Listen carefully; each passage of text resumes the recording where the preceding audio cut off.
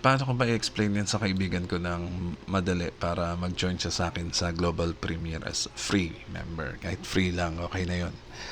So, mahalaga ang free member dito sa Global Premier dahil every click counts, no? Traffic ang pinag-uusapan dito.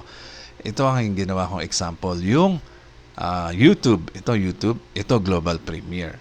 Okay, sa YouTube, ang main product niyan or service niyan ay yung traffic para sa advertising. Advertising ang business, no? Lahat sila, ang goal nila, makita ng tao yung advertising ng kanilang platform, no? Ang YouTube, ganon, no? Ang Global Premier, ganon din, halos similar sila. So, si YouTube, mag-i-insert yan ng mga ads sa videos, no? Ng mga creators. Yan, dyan sila kumikita ng malaki. Kunyari, nandito tayo mga tao, no? Millions of viewers nandito nakaabang para manood ng video sa YouTube, no? Kasama tayo dyan, mga fans, mga followers. Andyan tayo nagkukumpulan, nag-aabang ng video ni YouTube. Ngayon, ito si creator, ang may gawa ng video, no? Ito yung paid creator kasi ano siya, na-monetize niya yung channel niya, nag-create siya ng video, natuwa sa YouTube dahil maraming followers ito, nag-insert siya ng ads ngayon dyan.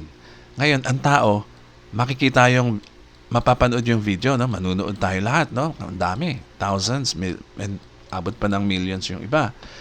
Pag nakita ni YouTube, naku, ang daming nanonood dito, i-insertan ko yan ng mga ads.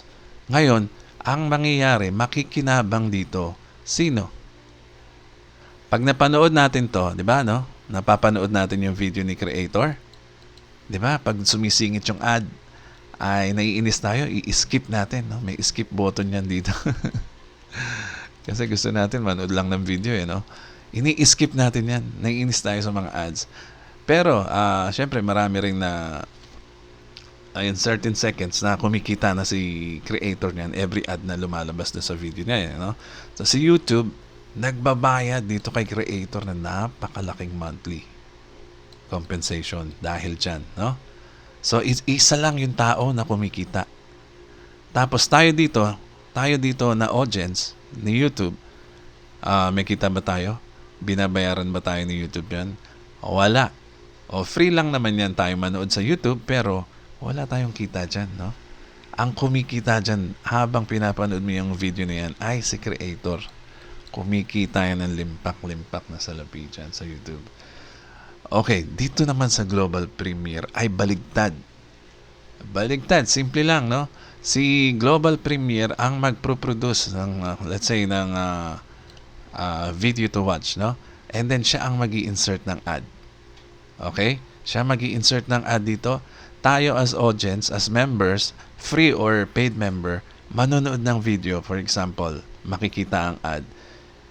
Ang sabi ni Global Premier, bawat isa sa inyo na makapanood ng ad dito sa aking pinost ay babayaran ko ng $0.02 US dollars.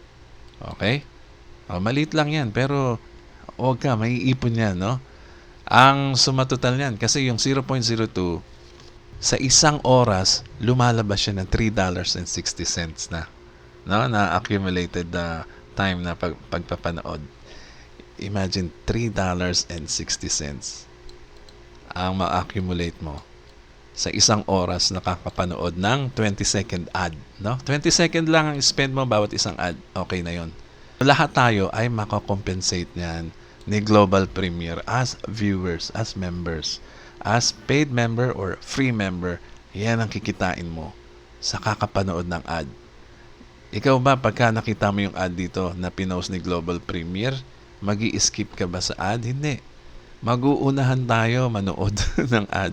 Samantalang, kung YouTube ang i-insert ng ad dito, i-skip mo yan kasi wala ka naman kita eh. Mag-enjoy ka lang manood ng video ni creator. Okay? Ganun lang kasimple yung konsepto nito. And then, and so on, para malaman nyo yung kompletong detalye na kitaan dito, huwag nyo mamaliitin yung mga payment na ganyan, no? Dahil malaki yan pag nalaman nyo yung kabuuan ng programa. Okay, yan lang muna. Ito po si Eddie Garcia. Maraming salamat po.